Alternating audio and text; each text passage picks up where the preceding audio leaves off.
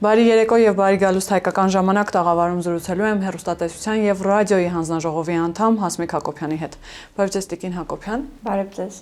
Տիկին Հակոբյան, վերջին օրերին գիտեք ամենակննարկվող աղմկահարույց դեպքերից մեկը ժուրնալիստների միության շենքը հօգուտ պետության բռնագանձելու մասին է, եթե մանրամասնեմ, գլխավոր դատախազությունը հայց է ներկայացրել հակակոռուպցիոն կոմիտեին ժուրնալիստների միության շենքը հօգուտ պետության բռնագանձելու համար եւ սա կրկին մեկնաբանվում է մի քանի տարբեր տեսակետներից, դիտանկյուններից, այն նշում են, որ սա ավելի շատ քաղաքական հաշվեհարդար է, սա ավելի շատ անձի դեմ է ուղղված, մեջբերելով Սաթիկ Սերյանյանի գործունեությունը եւ այսպես շարունակ։ Դուք նախ ինչ վերաբերմունք ունեք այս գործընթացի առումով եւ ինչպես կմեկնաբանեք։ Իսկապես այստեղ այդ մոտիվը կարող է լինել, որ օրինակ ժուրնալիստների միության նախագահը ընդդիմադիր գործունեություն է ծավալում եւ հիմա այսպես անհրաժեշտություն է առաջացել բռնագանձել շենքը։ Այսպես որ ասացիք, ես հիշեցի, որ այս խնդիրը կա բոլոր ստեղծագործական միությունների շենքերի հետ կապված նախկինում եւ լինելով գրականության աշխարհի մարդ գիտեմ, որ օրինակ գրողների միության շենքի հետ էլ կար այս խնդիրը եւ արդեն մի քանի տարի է այս հարցը բարձրաձայնված է եւ բոլորովին նորություն չէ եւ չեմ կարծում, որ հատուկ այս պահին ընդդիմադիր գործունեություն իրականացնելու համար է, որովհետեւ կարծես թե գրողների միությունում որևէ մեկը ընդդիմադիր գործունեություն չի իրականացնում, բայց այս խնդիրը նախկինից եղած այս ոչ ճիշտ սեփականաշնորհված շենքերի կա եւ շարունակվում է դատական հայցերի հետ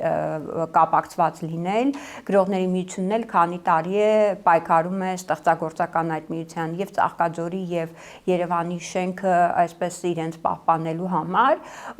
բոլորովին ուրիշ հարց է թե ինչպես պիտի լուծվի այս հարցը ես գիտեմ որ սա նախկինում եղած ոչ ճիշտ սեփականաշնորհված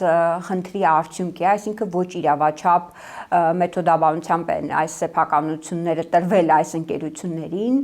եւ հարց է հետագայում երբ դատախազությունը սկսել է ուսումնասիրել տեսել է որ այստեղ իրավական խնդիր կա եւ եթե այդպես դիտարկենք իսկ ինչու պետք է մի ի վերջին հաշվով այս բոլոր միավորները ստեղծագործական միություններ են եւ գրողների միությունը եւ ժուրնալիստների միությունը եւ կան տարբեր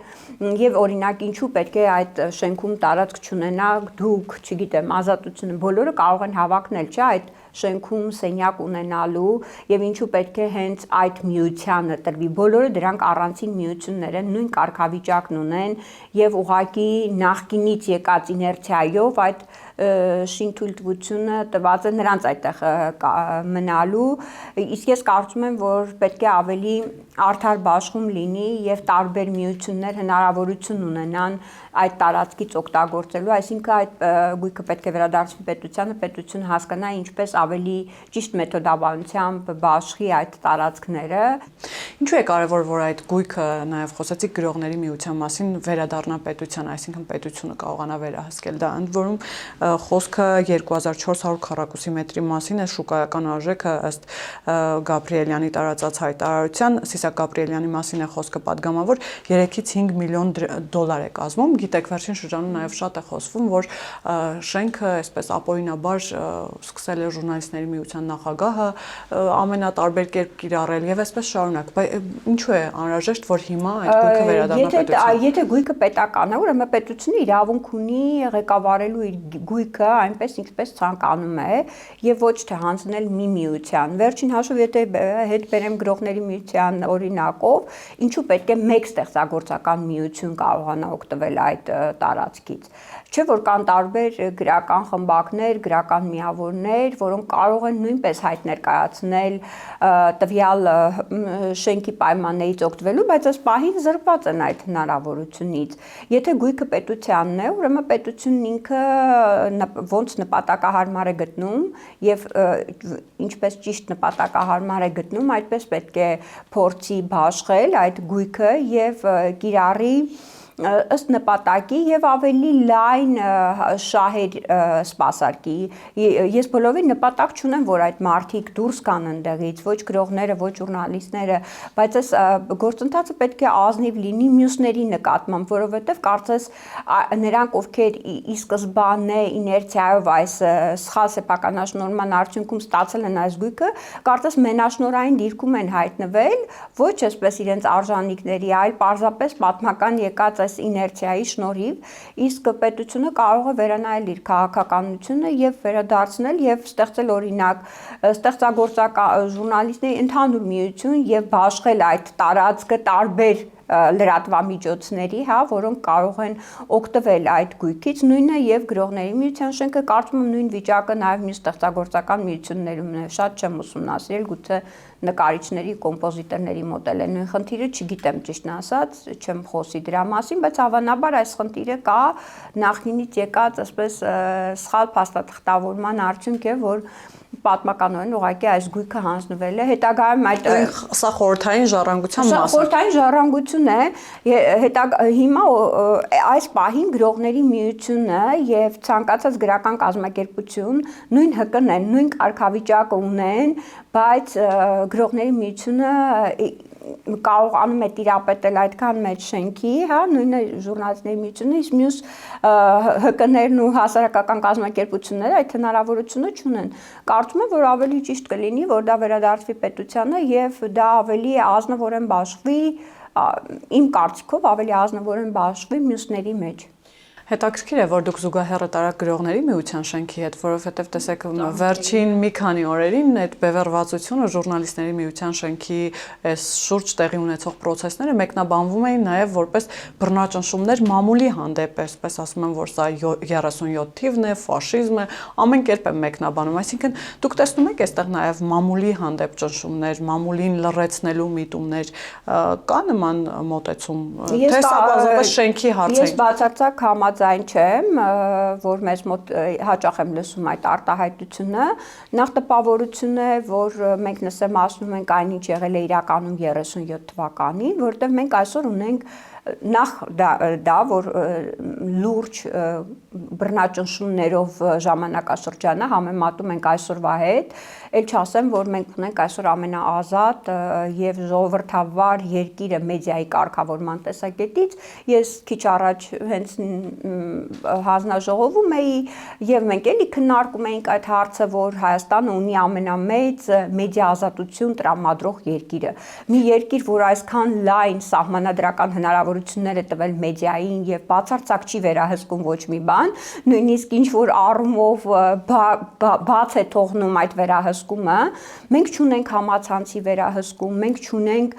հեռարձակվող ալիքների վերահսկում, մամուլի բովանդակային վերահսկում, մի խոսքով ոչ մի բան չունենք վերահսկվող եւ անկարծ ասում են, որ մենք 37 թվականն ենք։ Ոչ, ես կարծում եմ, որ հակառակը մեզ մոտ դեռ մի բան էլ պակաս են, կարգավորումների պակաս կա, որտեղ հենց խոսում ենք այդ կարգավորումների մասին, շատ հաճախ դա տպավորություն է լինում, որ մենք ուզում ենք ավել կարգավորումներ մտցնել, օրինակ հեռուստատեսության հանձնաժողովում, իրականում այդպես չէ, եւ մենք հանձնաժողովով հաճախ հարցումներ ենք իրականացնել եվրոպական բոլոր երկրներում եւ պատկերացրեք մի 20 երկիր մենք հարցում ենք ուղարկել ինչպես է կարգավորվում ձեզ մոտ հեռուստատեսությունը, համացանցը եւ այլն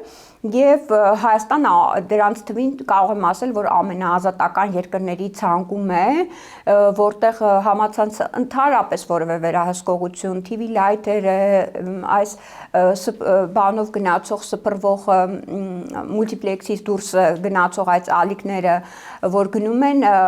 կաբելային TV-ների միջոցով, շատ ազատական են եւ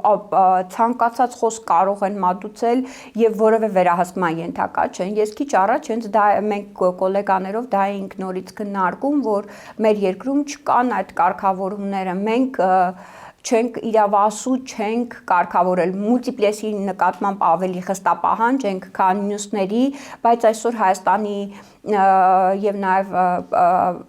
դա ենք բարձում, որ համացանցից օգտվող բնակչությունը մոտ 98% է կազմում, շատ մեծ սպրվածություն եւ բոլորը ունեն գրեթե այդ կաբելային հեռուստաալիքները եւ այս բոլոր կաբելային հեռուստաալիքներով գնացող մուլտիպլեքսից դուրս ալիքները այդ մարդկանց հասանելի է, այսինքն ակամայից այդ խոսքը նրանց շատ հեշտ հասանելի է։ Վերջին մի քանի ամսում բավականին շատ ընկերություններ հենց հեղինակազորվել են մուլտիպլեքսից դուրս այդ կաբելայիններով հեռարձակելու, դրանք հաճախ քաղաքական մշակութային հաղորդումներ են հեռարձակում, առավել շատ քաղաքական խոսք են տարածում եւ որևէ վերահսկողություն, որևէ բովանդակային միջամտություն մեր կողմից չի իրականացվում։ Տիկին Հակոբյան, դուք մի քանի անգամ նշեցիք այդ արտահայտությունը, որևէ վերահսկողություն, որևէ բովանդակային միջամտություն չի իրականացվում։ Իսկ դա լավ է թե վատ, որովհետև դա կարող է նաև բացասական ազդել։ Իհարկե, այստեղ մենք բողոքում ենք, որ մեզ քիչ իրավասություն են տվել եւ մենք իրավունք չունենք դա վերահսկելու։ Մենք բովանդակային որևէ վերահսկողություն չենք կարող անել, բայց բովանդակայինից բացի, որ մենք առհասարակ չունենք, մենք նաև չենք կարողանում այդ ալիքների ատելության խոսքը, բռնության, այն կատեգորիաներով, որով որ ռասայական խտրականության, հա, այս կատեգորիաներով, որ առհասարակ հեռուստաընկերությունները պարտավոր են ուշադիր լինել, մենք նաև այդ ալիքներին չենք կարողանում նման կերպ վերահսկողություն սահմանել նրանց խոսքի նկատմամբ, այսինքն նրանք ավելի ազատական են, քան նույնիսկ մուլտիպլեքսով գնացող ալիքները, այսպես ասեմ, եւ չունենք այդ վերահսկողությունը, ինչը իրականում օրենսդրական բաց է, որ եթե սփռվում են, ուրեմն բոլորի նկատմամբ այս օրենքը պետք է հավասար լինի, որտեղ տեսեք, եթե վերջին հաշվով երկուսը չի ստանում մուլտիպլեքսում հեռարձակվելու իրավունք կամ երկիր մեդիան, իրեն մեծ հաշվով այդ այսօրվա թվային տեխնոլոգիաների դարում այդ մուլտիպլեքսի հեռարձակումը մեծ հաշվով պետք չէ, ինքը կարող է գնալ եւ այդ թվային տարբերակով օպերատորների միջոցով հեռարձակվել եւ գրեթե մեծ ամբողջ Հայաստանում հասանելիություն ունենալ, որովհետև գրեթե բոլորը ունեն տանը այդ փաթեթները, օգտվում են համացանցի այդ հնարավորությունից, այդ փաթեթներով եւ լիարժեք հասնում են նրանց այդ եւ ուզում եմ ասեմ, որ մենք նաեւ չենք կարող դա վերահսկել։ Իսկ դա օրենսդրական բաց է, մենք նոր փաթեթ ենք ներկայացրել ազգային ժողով, որտեղ նաեւ պետք է որոշակի վերահսկողություն լինի այս ալիքների նկատմամբ, կարողանանք վերահսկել գոնե բռնության, այս ռասիզմի, ատելության խոսքի դրսևորումները, որ չլինեն, որովհետև հաճախ ուղղակի այսպես անտրամաբանական չափերի հասնող ատելության խոսք է հաճախ այդ ալիքներով գնում։ Անկամ երբեմն քաղաքական հայացքներով պայմանավորված, այսպես առավելապես քաղաքական, բայց իհարկե միայն քաղաքական չի, հաճախ դա կարող է լինել օրինակ ռասայական կամ ատելության խոսք որևէ խմբի նկատմամբ մենք որևէ վերահսկողություն չունենք։ Դե բնական է քաղաքական ամենաառաջին տեղում է եւ մանավանդ ընտրություններն են մոտենում այս ընթացքը ավելի ակտիվանալու է, բայց մենք առհասարակ վերահսկողություն չունենք այդ ալիքների նկատմամբ, ինչը շատ մեզ ոչ պաշտպանված է մեր մեդիա դաշտը։ Մենք կարծես մենք խոցելի ենք ավելի շատ, քան մենք կարծես Facebook-ով ամեն ինչով մենք պայքարում ենք այդ առերևույթ երևույթների դեմ, բայց խորքային լուծումներ պետությունը չի տալիս այս հարցը կարգավորելու համար։ Մենք պետք է օրենսդրական միջամտությամբ կարողանանք այս հարցը որոշ չափով կարգավորել։ Ես չեմ ասում մենք բովանդակությունը, մենք ի վերջո ունենք եւ ընդդիմադիր եւ դիմադիր տարբեր հայացքներով լրատվականներ, որոնք հեռարձակում են, բայց պահպանում են այս կանոնները, հա, իսկ այդ հեռուստալիքների նկատմամբ մենք նման վերահսկողություն չունենք։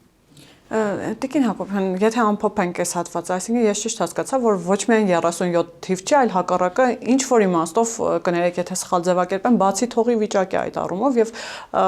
որևէ վերահսկողություն չկա, ինչպես դուք մի քանի Մի քիչ ծիծաղալի է, էլի եմ ասում 30, իհարկե ես ասացի, որ մենք ամենաազատ խոսք ունենք այսօր Հայաստանում եւ մարդը կարող է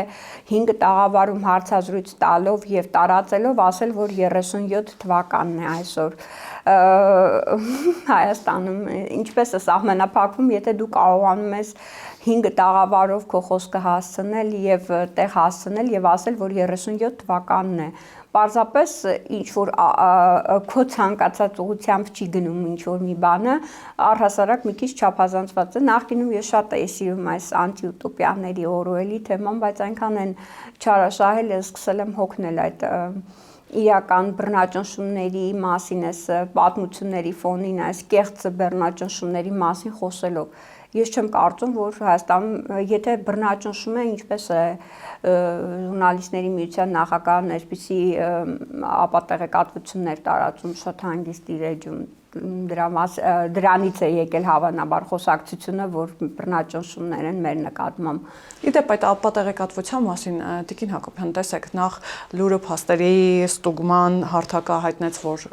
ապատեղեկատվությունը լուր է ու դրանից հետո էլ չի հեռացվել կայքերից, ամենատարբեր 10 մզկիթներ կառուցելու մասին այդ լուրը նկատի ունեմ, եւ այսպես շատ լայն արձագանք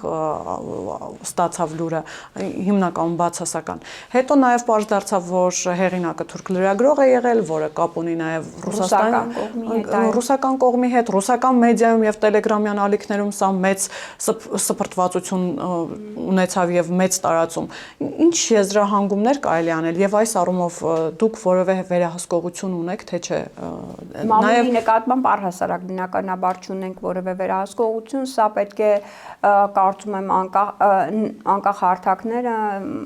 դիտորդ մարմինները կարողանան գնահատական տալ եւ դատախազությունը, եթե հանցակազմ կա այս արարքների մեջ, հեռուստատեսության հանձնաժողովը այս ոլորտում որևէ միջամտություն հեռուստատեսության ռադիոյի հանձնաժողովը չունի բնականաբար, բայց որպես անհատ, որը դիտում է այս ամենը, ինձ համար իհարկե այս ամեն ինչը շատ տխուր պատկեր է ստեղծում, որովհետեւ մշտական այսպես տերորի մթնոլորտում են պահում մարդկանց եւ շատ դժվար է հասարակ մարդկանց մեկնաբանել, հասցնել։ Հետագայում երբ դու նույնիսկ հերքում ես տարածում, նույնիսկ բացատրում ես, շատ ավելի դժվար է հասցնել մարդկանց։ Դժվար է, որովհետեւ մարդիկ ասում են, չէ, դուք մեզ խաբում եք, ոնց որ կարծես հակված են այդ լուրը ճշտի տեղ ընդունելու եւ շատ դժվար է այդ լուրը տեղ հասցնել, իրականում այստեղ պետք է լինի ՀԿ շրջանակների ու առհասարակ քաղաքասարակության հակազդեցությունը, մարդկանց հակազդեցությունը նման լուրեր ընկալելու, ավելի շուտ հասարակությունը պիտի դատապարտի, ինչը ի դեպ Սաթիկ Սերյանյանի դեպքում շատ լավ այսպես հանրային տրոլինգ սկսվեց իր դեմ եւ ինքը հաջորդ հրապարակումը մի փոքր ավելի զգուշավոր արեց, երբ ասեց, որ հեծը շփականաշնորհում են, պետք է գրել, սկզբում գրել էր, որ թուրք սեփականատիրոջ որ տան այս հատվածը տեսնենք ում են տալու, փոխեց այս ձևակերպումը, բայց նախնական նաև հայտարարեցին տալու են թուրքին, հայտարարել էր հետագայում ինքը զգուշավոր դարձավ մի փոքր ավելի, այսինքն այս հանրությունը ինքը պետք է կարգավորի նաև թե ինչ լուր է ուզում ստանալ։ Մենք խնդիր ունենք անդադ աշխատելու մարդկանց հետ մեդիագրագետ հասարակություն ձևավորելու, որպեսզի այդ մեդիագրագետ հասարակությունը չհանդուրժի նման ապատեղեկատվություն, այսինքն մենք ոչ միայն մի ուղղությամբ պետք է աշխատենք, հասարակ նաև մարդկանց վրա պետք է աշխատենք եւ տարիների ընթացքում այս մի փոքր ավելացել է բնականաբար, այն վիճակը չէ ինչ որ 21 թվականին է, հա, մեդիագրագիտության տեսակետից, բայց այնուհանդերձ մենք շարունակում ենք խոցելի լինել եւ մարդկանց մեծ մասը ցավոք հավատում է, որ, չգիտեմ, մամուլեյով կամ Սաթիկ Սերյանյանի էջով գրված կամ ցանկացած լրատվամիջոցով գնահատած լուր, դա կարելի է հալած յուղի տեղ ընդունել առանց ստուգելու այս հարցը։ Իսկ իրականում ինձ համար սա շատ ցավոտ է, եթե ես լինեմ այդ մարդկանց փոխարեն, ես կստուգեի առհասարակ, եթե ես լինեի սովորական, ասենք քաղաքացի, ես կստուգեի լուրը եւ եթե տեսնեի, որ որևէ անգամ ինձ որևէ լրագրող խաբել է, ես այլևս այդ մարդու նկատմամբ կունենայի որոշակի վերաբերմունք նրա մատուցած լրատվությանը չհավատալու եւ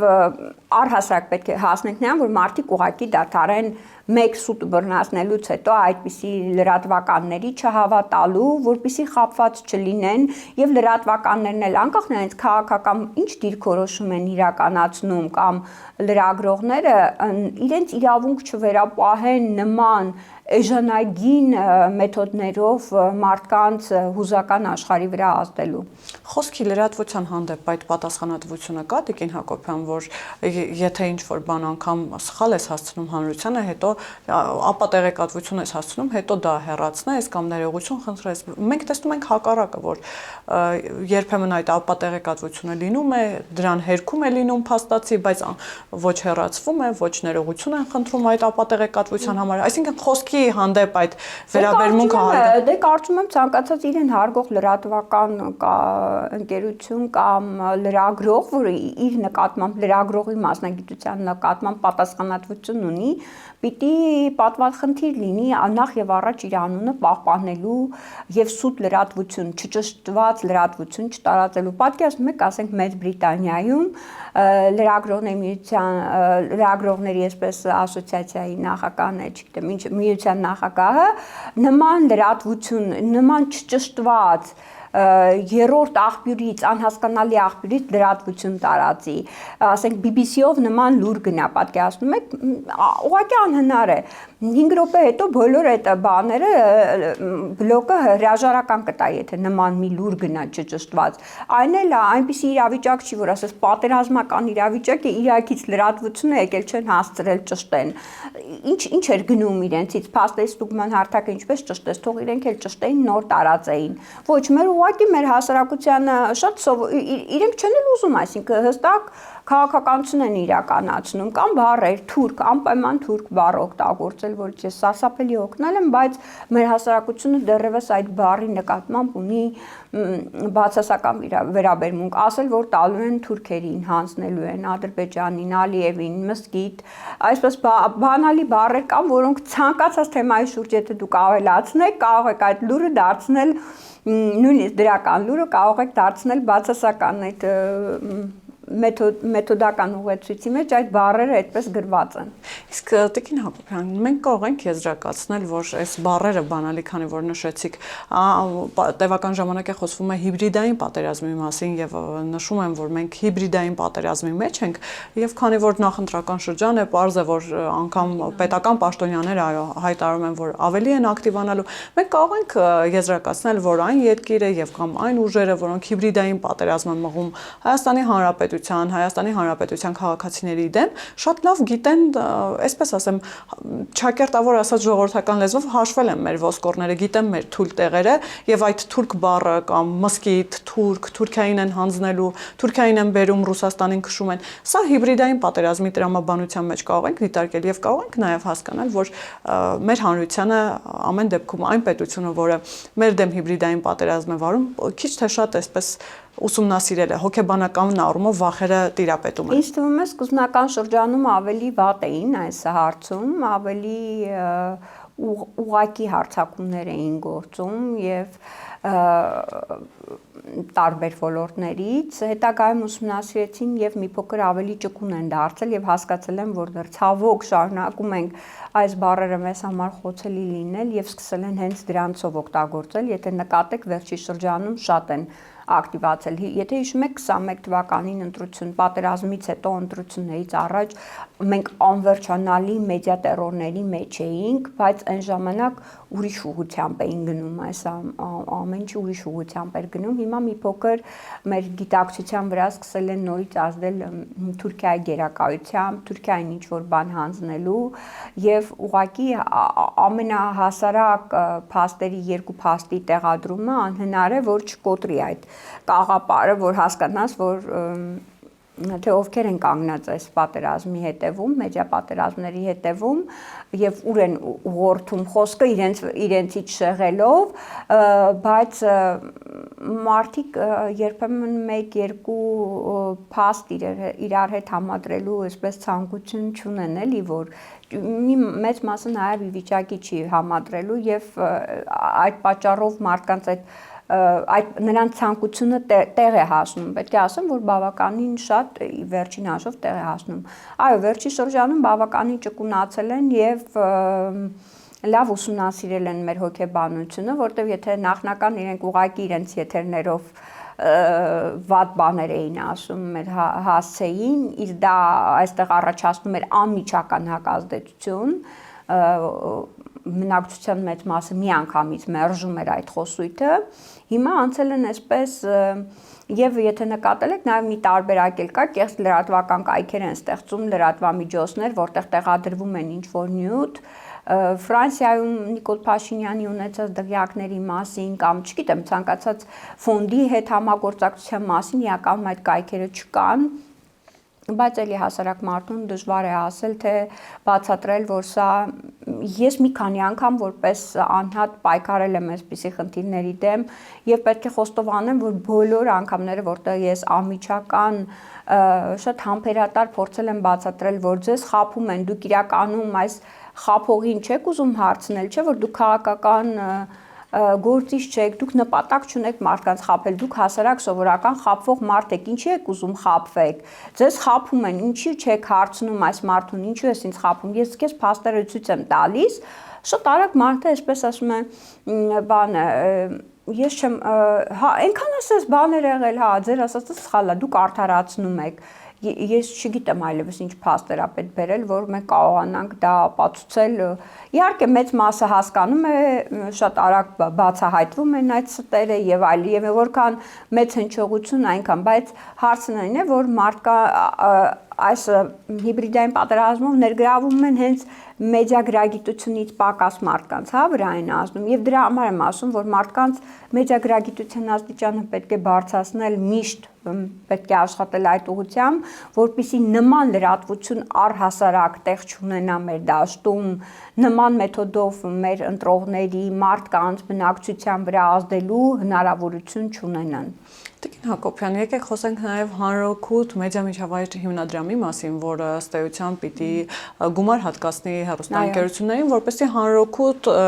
մեդիա կոնտենտ ստեղծի։ Սա էլ է այսպես որակվում որպես իշխանության ձեռքին լծակ, որպեսզի հեռուստաընկերություններին որոշակիորեն կաշկանդի, այսինքն այն հեռուստաընկերությունները, որոնք կհավակնեն ստանալ այդ գումարները կամ որոնց պետք են այդ գումարները, պիտի որոշակիորեն զսպվածություն դրսևորեն։ Ինչպես կմեկնաբանեք այս նաև այս Անկեղծ ասած, ես ինչ հեռուստատեսության հանձնաժողովում եմ, մենք միշտ պայքարում ենք, որ այս հիմնադրամը ստեղծվեր եւ շատ ավելի վաղ սկսել էին այս աշխատանքներին գնալուց առաջ այդ հիմնադրամը ունենալու մեկնաբանից ամեն բան կարելի է մեկնաբանել, բայց եթե թափանցիկ լինի ընտրությունը, որ հեռուստա ալիքին է տրվում, ինձ թվում է ամեն ինչ կախված է թափանցիկությունից եւ այն հանձնաժողովներից, ովքեր կստեղծեն այդ միջավայրը եւ կհատկացնեն, հա։ Եվ համացանցը այս դեպքում էլ է դուրս մնացել, ճիշտ եմ, չէ՞, հասկանում միայն հեռուստաընկերությունները։ Իրականում հեռուստաընկերությունները բավականին լուրջ վիճակում են հայտնվել, գովազդի պակաս լինելու եւ այլը, այսինքն ինքնաֆինանսավորման հնարավորությունով հեռուստաընկերություններն այսօր բավականին դժվար կացության մեջ են իրենց պահելու եւ ես էլ հակառակը կասեմ, որ սա օգնելու է, որ ավելի քաղաքականացված չդառնան մեր հեռուստաընկերությունները, այսինքն չծախվեն, չվաճառվեն որևէ քաղաքական ուժի եւ ավելի մշակութային դաշտ ապահովեն։ Մեր ցանկությունը սա է, ունենալ հեռուստատեսություն, որը սպասարկում է օրինակ մշակութային հաղորդումներ է պատրաստում, մանկական հաղորդումներ է պատրաստում, սուտոպերևետով, հա, թարգմանությամբ այսպես հաղորդումներ ունի, խթանել այս ամենի ներկայությունը, մեր ցանկությունը սա է։ Եվ նաև մեդիա գրագետ անձանց է պատրաստում որոշակի խավերի նկատմամբ ֆիլմ է նկարում, որտեղ օրինակ բժիշկների աշխատանքն է գնահատված կամ ուսուցիչների դերը, որտեղ հաճախ երբ մենք ասում ենք ինչու չկան այս թեմաները, հա, բովանդակության, այսպես ասում են, որ դա մեզ համար ծախսատար է եւ մենք չենք կարողանում մեր ֆինանսավորմամբ ապահովել եւ այս դեպքում ինձ թվում է այդ հիմնադրամը հրաշալի միջոց է նման խնդիրները լուծելու եւ հեռուստատեսություններին հեռու պահելու ավելի քաղաքական դաշտից իմ գնահատմամբ այդպես է իսկ թե ինչպես կմեկնաբանի ամեն մարդ կարող է ամեն լավ բանի հետևում կարելի է վատը տեսնել զսպվածությունը զսպված միշտ պետք է լինեն կարծում եմ հեռուստաալիքները որտեղ այս դեպքում իրենք վերահսկվում են մեր կողմից եւ իրավունք չունեն, իսկ իսկ ինչ վերաբերվում է բովանդակությանը, մենք բովանդակությանը չենք միջամտում։ Իսկ ովքեր կստանան այդ հայտերը, դա էլ արդեն անկախ հանձնաժողովի որոշելիքն է, եւ որքան հանձնաժողովը բազմամարդ լինի, բազմաթիվ հայացքներով ռացիոնալ մտածող մարդկանցով համալրված լինի, կարծում եմ այնքան եւ թափանցիկ աշխատի, այնքան այդ հիմնադրամի նկատմամբ վստահությունը բարձր կլինի։ Տիկին Հակոբյան, Շողակաթ հեռուստաընկերությունը հանրային մուլտիպլեքսից դուրս դնել է եւս շատ այսպես սուր ընկալվեց հատկապես ընդդիմության կողմից։ Ընդդիմությունը սա որակում է որպես վարչապետի եւ ինչպես իրենք են նշում հոգեվոր բարձր դասի ու կամ կաթողիկոսի այս հակասությունների ֆոնին տեղի ունեցող քաղաքական էլի գործընթաց, որը պարտադիր քաղաքական ենթատեքստ ունի։ Նախ դուք ինչպես կմեկնաբանեք, նաև այսպես որակվում էր սա, որ Շողակաթը փակում եք, սա համեմատում էին Քոչարյանի ժամանակների հետ, երբ Ամեկ Պլյուսը փակվեց ու այսպես շարունակ։ Այստեղ պետք է Շողակաթի դեպքում պետք է ձեր ուշադրությունը գրավեմ, որ երբ Ամեկ Պլյուսի հետ եք համեմատում, էլի մենք խնդիր ունենք երկու փաստի հետ։ Շողակաթ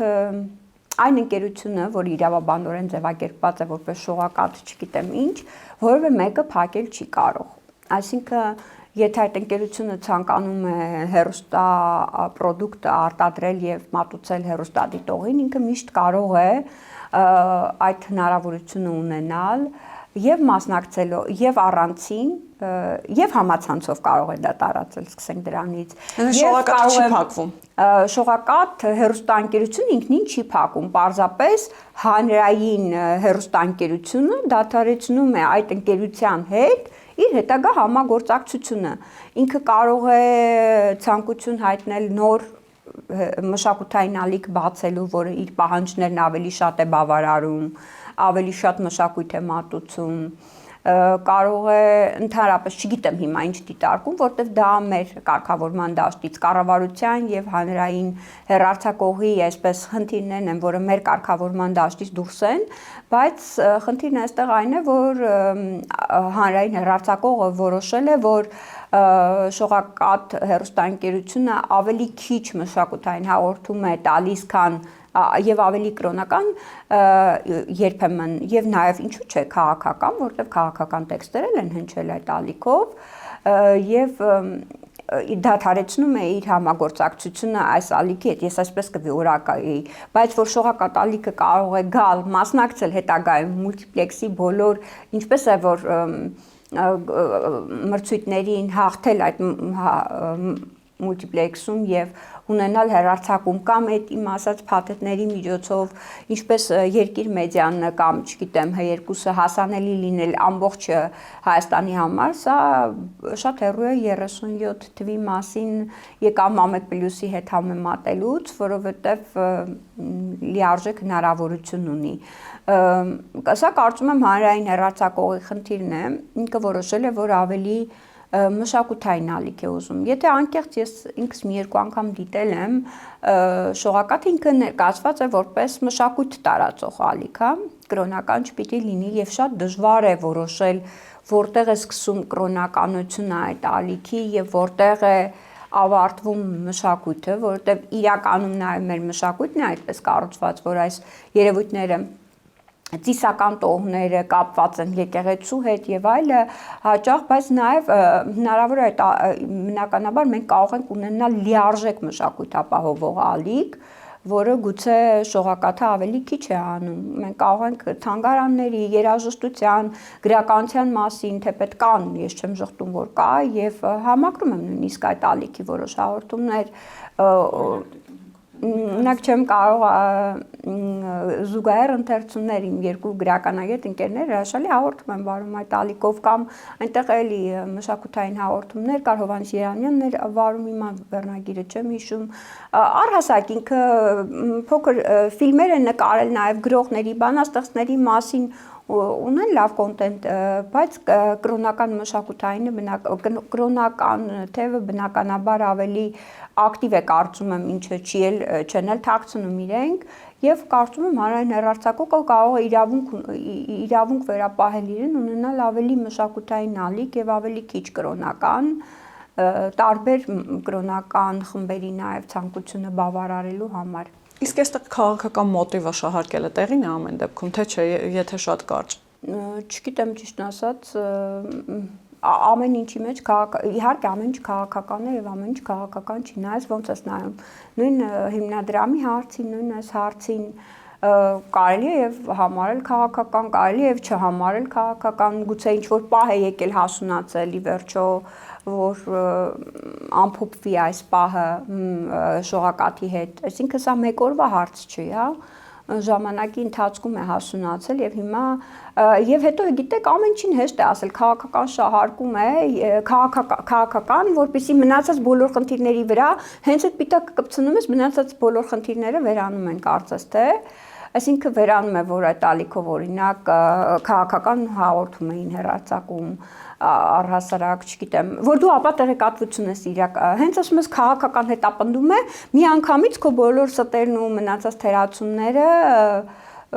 վերանում են այսպես, հեշտ է ամեն ինչին այդ պիտակը կպցնել էլի, ուզում եմ ասեմ, իսկ իրականության մեջ տարբեր հարցեր կան, որոնք լայն հանրությանը պետք է ավելի հասանելի լինեն։ Տիկին Հակոբյան, հաջորդ ամենազգայուն հարցերից մեկը կարծես թե հանրային մուլտիպլեքսում հեռարձակվող ռուսական հեռուստաալիքներն են, որոնք այսպես պարբերաբար ամենատարբեր հաղորդումների շրջանակներում այստեղ դժգոհության ալիք են բարձրացնում, եթե չեմ սխալվում օգոստոս ամսին էր, որ այստեղ ցուցարարներ կային, որոնք պահանջում էին նաև փակել այդ հեռուստաալիքները, երբ Սամվել Կարապետյանի կալանավորման ժամանակ Սալավյովը, եթե չեմ սխալվում, մեզ սպառնում էր Ղարաբաղի ճակատագրով եւ այսպես շարունակ, անգամ սրան արձագանքեց արտգործնախարար Արարատ Միրզոյանը։ Այդ անհրաժեշտությունը կամ կարիքը չեք տեսնում ամեն դեպքում, որ հանրության կողմից հանրության հարկերի հաշվին գործող հանրային մուլտիպլեքսում ռուսական հեռուստաալիքներ են, որոնք երբեմն ակնհայտ այդ ատելության խոսքը, որի մասին դուք խոսում եք, ատելության խոսք, երկրի նկատմամբ անարգալից այսպես հռետորաբանությամբ են խոսում, երկրի ղեկավարին են անգամ պիտակավորում եւ վիրավորում ու այսպես շարունակ։ Այսինքն որտեղ է լինելու այն կարմիր գիծը, այն կետը, որը հատելուց հետո նոր կմտածեք որ մուլտիպլեքսից պիտի ասած որ նախկինում ավելի ճակատային էին պայքարում, հիմա մի տեսակ ուրիշ ուղղություն են որդեգրել, հենց այդ հաղորդումները նկատի ունեի, երբ իրենց եթերով հնչեցնում էին ակնհայտ սպառնալիքներ Հայաստանի եւ առհասարակ վարչապետի ղեկավարի, ով կլինի այդ ղեկավարը, ղեկավար կազմի նկատմամբ, նույնիսկ բռնության հասնող կոչեր, հա, եւ տգեղ պիտակավորումներ եւ այլը, եթե չեմ սխալվում Սալովյովի հետ հաղորդումը փակված է հանրային մուլտիպլեքսում, այսինքն այդ հաղորդումը չի հեռարձակվում, բայց էլի քանի որ մենք վերահսկողություն չունենք ոչ մուլտիպլեքսով գնացողներին, սա թողնված է կաբելայինների կամ ընտրության հարցը, հիմա չգիտեմ ճիշտն ասած գնում այդ հաղորդումը կաբելայիններով թե ոչ, մի ժամանակ այնտեղ էլ էր կասեցված, չգիտեմ հիմա ինչպես է, բայց տեսեք մենք օրենսդրորեն դրա դեմ պայքարելու որևէ լծակ հեռուստատեսության հանձնաժողովը չունի։ Իրական հարցը հեռուստատեսության հանձնաժողովի կարգավորումից էլի դուրս է, քանի որ սա բարձր տեխնոլոգիաների նախարարության եւ կառավարության կնքած որոշումն է եւ իրենք պետք է որոշեն փակել թե ոչ, միջպետական համաձայնագրի միջոցով է, որը կարծեմ մինչեւ 27 թվական փոխադարձ պայմանավորվածություն կա, ուրիշ բան, որ օրինակ ռուսական կողմը նույն կերպ պարտավորվել է իր մոտ հեռարձակել իր հանրային մուլտիպլեքսում մեր ալիքներից որևէ մեկը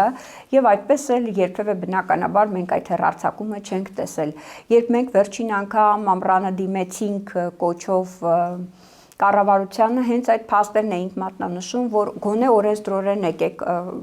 ոչ օրենսդրորեն ոնց որ չենք կարողանում այս հարցը լուծել, բայց իրենց արժև դրեք, որ դուք էլ պետք է Ռուսաստանում հեռարձակեք, ինչու չեք հեռարձակել եւ այլ հաճախ չեն պահվում իրենց մոտ օրինակ տվյալ տարածքում սքո օրերին Հայաստանի եւ այլը պետք է ուրախ բովանդակություն չգնա, չգիտեմ, ապրիլի 24-ի հետ կապված օրինակ, բայց իրենք չեն պահպանում այս կանոնները։ Գոնե օրենսդրական կետերով մենք դրա դեմ պայքարենք, կառավարությունը նորից այսպես կիսա մենք դիմեցինք նորից էլի ընթացք չեղավ, ես չգիտեմ ինչ կորոշվի, բայց դա մեր իրավասությունից դուրս է։ Իհարկե, որպես հանրության անդամ ես կարծում եմ, որ մեր մուլտիպլեքսում որևէ օտար երկրահեռարձակող պիտի չլինի, դա լինի Ռուսաստանը, Ֆրանսիան,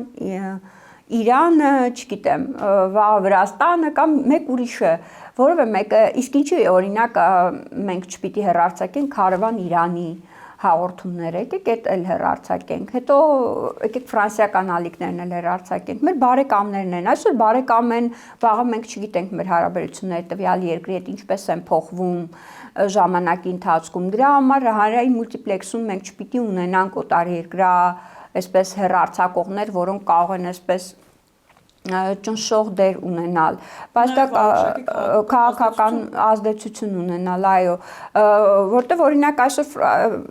միտումնավոր են Ֆրանսիայի անունը տալիս, որ հասկանաք, որ նույնիսկ բարեկամ երկրի դեպքում այս ամեն ինչը այդքան էլ ճիշտ չէ, որտեղ այն պահին, երբ կնքվել է այդ միջպետական համաձայնագիրը, խնդիր չի եղել նման հիբրիդային պատերազմների տվյալ երկրի հետ։ Ժամանակի ընթացքում այս խնդիրը առաջացել ու էլ ավելի սրվել է ու շարունակում է սրվել։ Դրա համար մենք պետք է նախապես պաշտպանված լինենք, ոչ թե գահասնի եւ մենք չիմանանք ինչպես այդ պայմանագիրները լուծարել, ինչպես սկանդալների մեջ հայտնվել, ինչպես հաղթահարել, այլ առհասարակ մենք պետք է մեզ պաշտպանենք թվային տեխնոլոգիաների իմաստով, թվային տեղեկատվության ստացման իմաստով, գոնե այդպես։ Օրինակ այսօր Վրաստանի հետ հրաշալի հարաբերությունների մեջ ենք։ Եկեք վրացական ալիքներից մեկին էլ տանք, թող մեր մուլտիպլեքսով, թեկուզ հայալեզու ինչ որ հաղորդումներ վարեն, հա, ինչ որ Վրաստանի հետ մեր հարաբերությունները վատանան, սկսեն մեր երկրում, ես կարծում եմ, որ դա անմիջական մեր օրենսդրության եւ ամեն ինչի խախտում է, երբ օտար երկրահեռարձակողը ուղակի կոչ է անում այստեղ ինչ որ բան կազմակերպել եւ անելու եւ նման կերպ վիրավորում է տվյալ երկրի վարչապետին, կառավարությանը առհասարակ քաղաքացիներին կոչ են անում դուրս գալ փողոց, հեղափոխության գնալ, նույնիսկ վիրավորական ինչ-որ բաներ կա քաղաքացիների նկատմամբ, որ չեք անում, ձեզ այդ ամեն ինչը հանդուրժում են այնտեղ, ռուսական մենք օրինակ Ավրորա չէ կներեք, Սպուտնիկի կասեցում արեցինք 2000 Սպուտնիկ TV-ի հեռարձակման Քյոսյանի հաղորդման հետ կապված, որովհետև այնտեղ Քյոսյանը օրեր շարունակ մեր մուլտիպլեքսով կարողացել էր հեռարձակել, որ գնացեք, էս արեք Գյումրիում ռուսական ռազմաբազայի մարդկանց վերաբերյալ էր վիրավորական, որ դուք երկրաշարժից հետո այս վիճակում էիք, չգիտեմ, մենք ենք այսպես, շատ վիրավորական ինչ-որ նրբերանգներ կա, երբեմն նույնիսկ հասարակ մարդկանց նկատմամբ էլի, որ այդ մարդիկ կարող են իրականացնել այդ հեռարձակումների միջոցով, առհասարակ պետք է զգոն լինենք նման հարցերին, որ դրսի հեռարձակողները նման իշխանություն չունենան։ Դրա համար օրենսդրական ավելի խիստ կարգավորումներ են պետք, բայց մեր կառավարությունը բացարձակ 37 թվի մասին մոռացել է եւ ասում եմ մենք այսօր ունենք ամենաազատական, իրականում ամենաազատական մամուլը ունենք, ամենամեծ համացանցային սփռումը ունենք, բոլորը կարող են օգտվել այդ կաբելային հնարավորություններից, բազմակարծության հսկայական հեղեղ է եւ այդ բազմակարծությունը տեղ հասցնելու հրաշալի հնարավորություններ կան ստեղծված եւ անհեթեթ է ասել, որ այսօր բռնաճնշումներ կան 5 անգամ եթերի գնալով